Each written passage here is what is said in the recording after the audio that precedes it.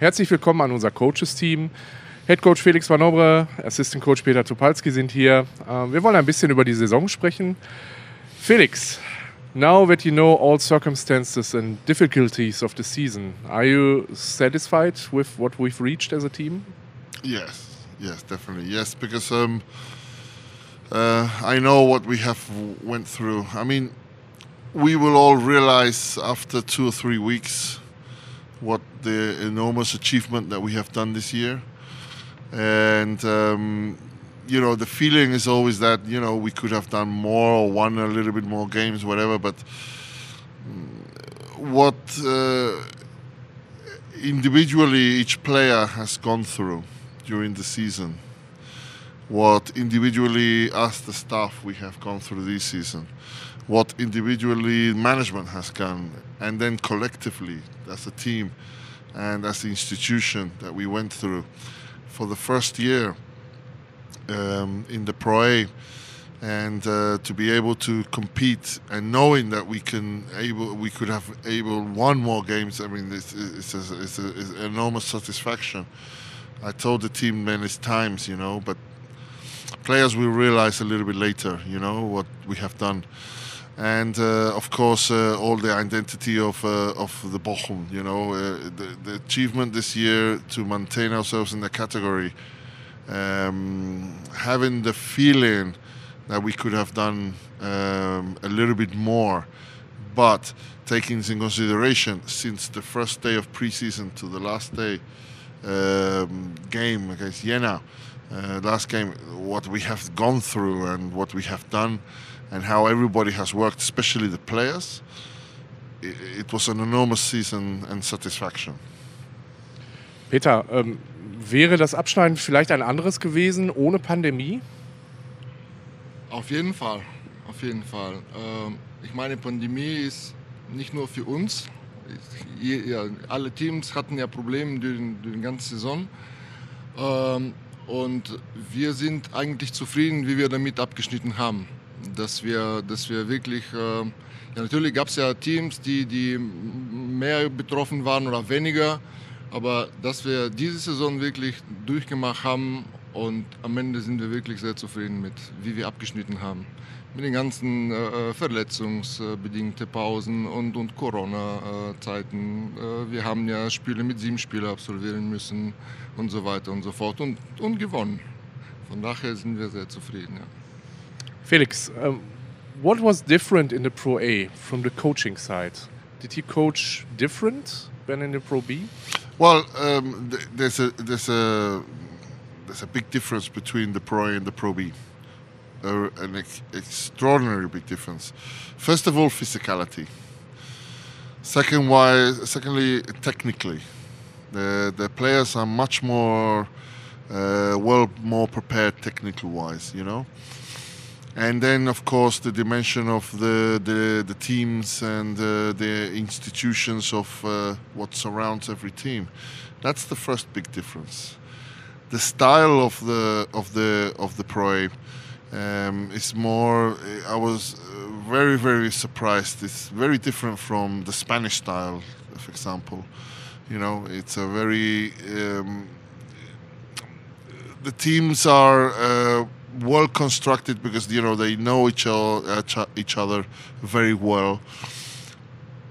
They know how to compete between teams, and we were the new ones to come in, and there's a big difference between one league and the other. Also in the sense of the officials, it's a big difference. You can see a lot more professionalism, a lot more dedication from more professionals surrounding the team.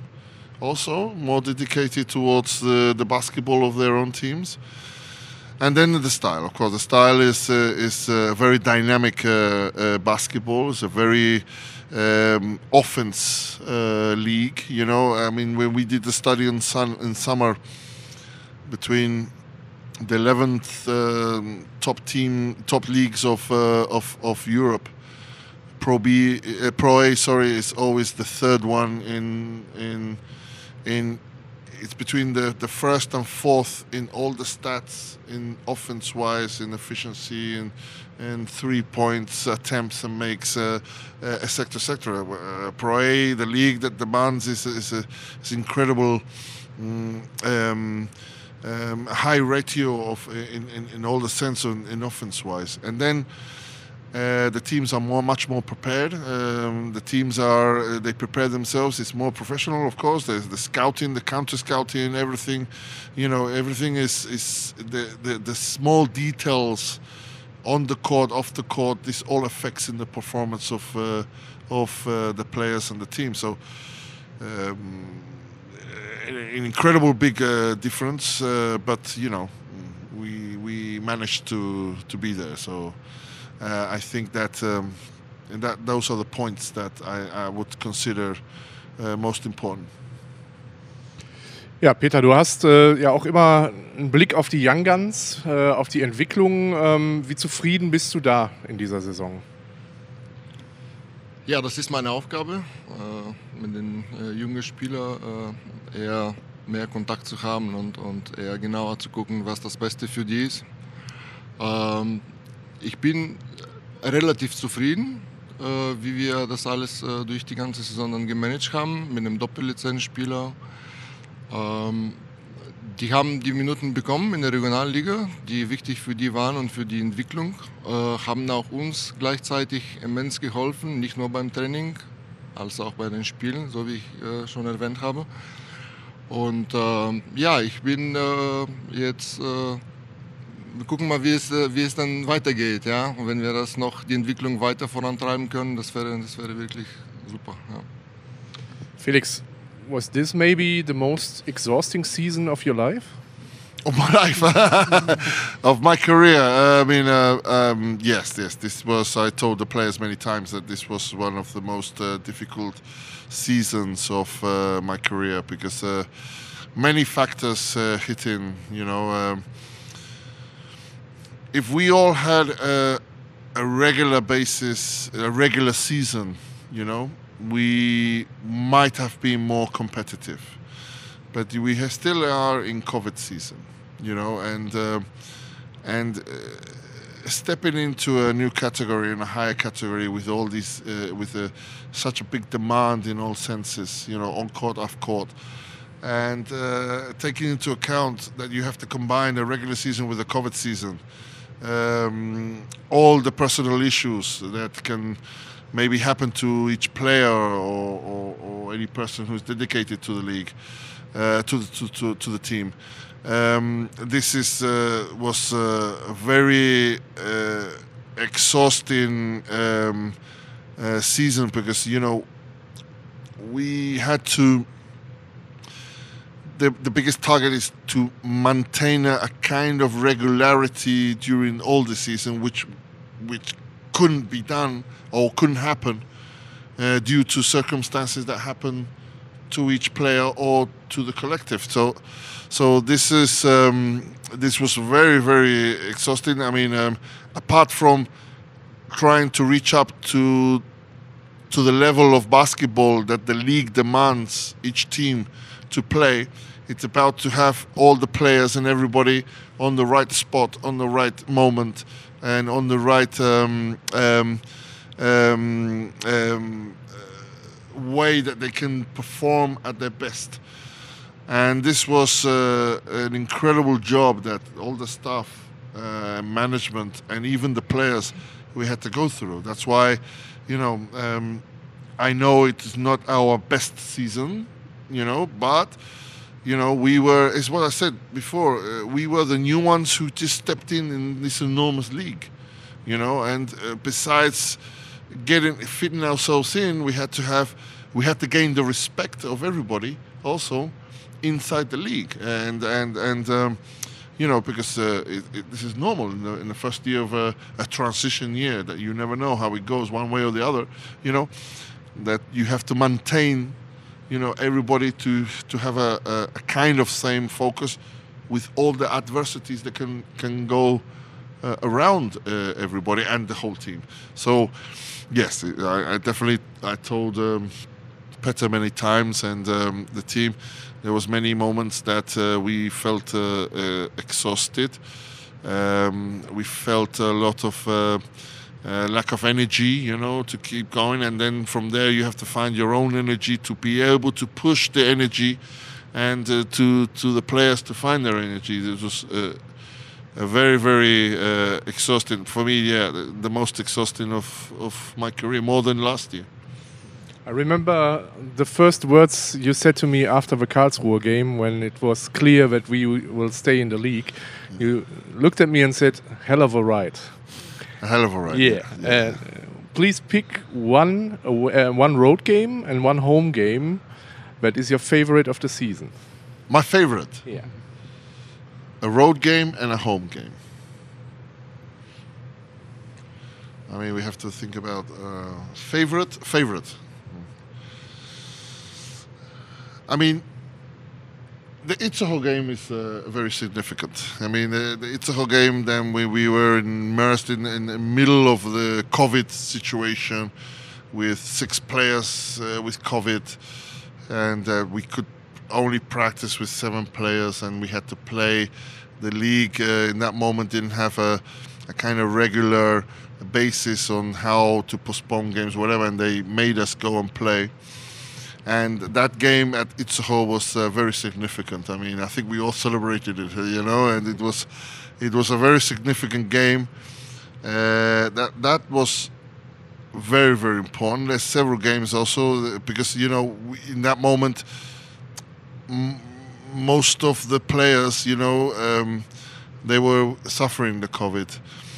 But the 7 players that we had, 5 players plus Gabriel and Lasse, we did an extraordinary performance at Itzehoe, I think that was very, very significant.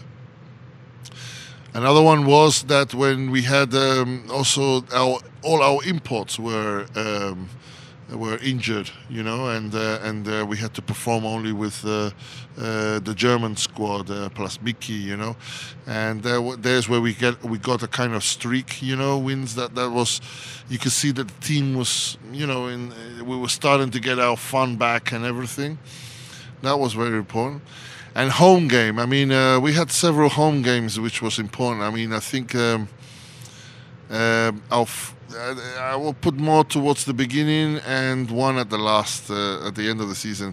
At the beginning, the Tübingen and Leverkusen game was very significant because we just lost. We had a very tough beginning of the season. We had it was Jena, Tübingen, Leverkusen, and we won Tübingen and we won Leverkusen at home, and that was significant also. So we kind of demonstrated that we can do it.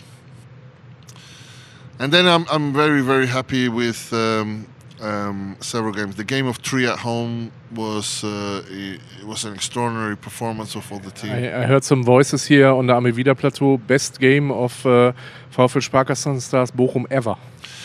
Well, I don't know. I mean, everything worked in that game. We had our styles working very well. The players were feeling comfortable. We were dominating them. And then. Yeah, the Kirchhorn game, I was very, very happy after the Kirchhorn game because it was such an important win due to the situation, because we had to depend a little bit on the second game of what happened. It was a double header, but Adlon was coming up very hard, Schwenningen were there, Vesta. It was, you know what it is to compete, to maintain yourself in the league against Vesta, Adlon, Schwenningen, these teams that are really solid former, not Schwenningen, but the former BBL teams with a BBL structure and everything. I was very happy after the Kirchhorn game. But anyway, I don't think if you, maybe you have a different...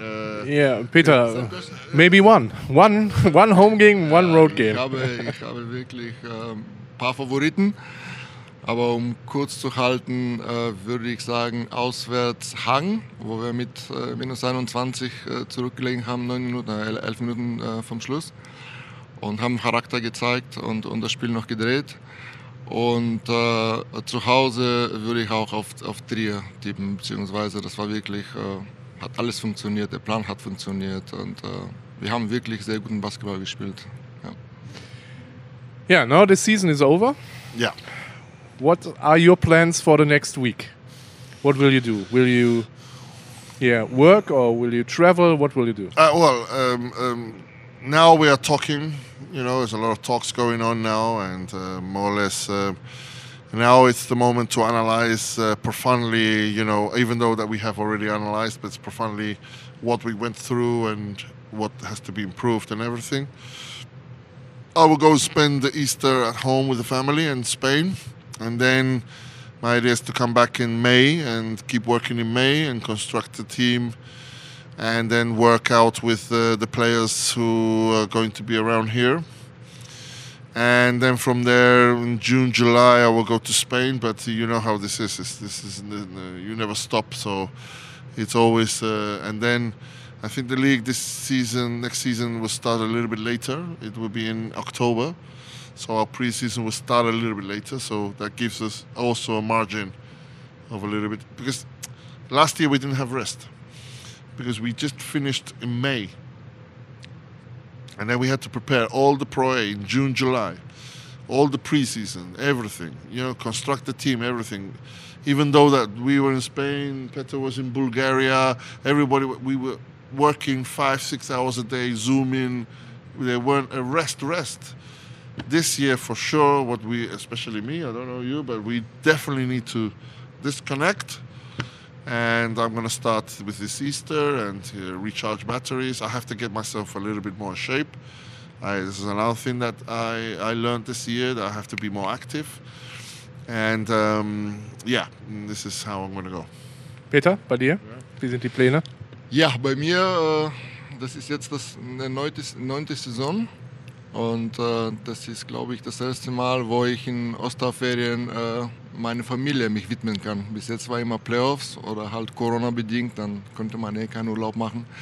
Wir werden auf jeden Fall 2 gute Wochen jetzt haben mit der Familie, bevor wir weiter mit dem Kaderplanung dann weitertreiben. Ja, ich wünsche euch einen schönen Urlaub, erholt euch gut. It was a hell of a ride, really. Yeah, it was a hell of a ride, but a successful hell of a ride. Wir freuen uns auf die nächste Saison mit euch wieder gemeinsam an der Linie und sehen uns bald wieder. Dankeschön euch beiden. Danke.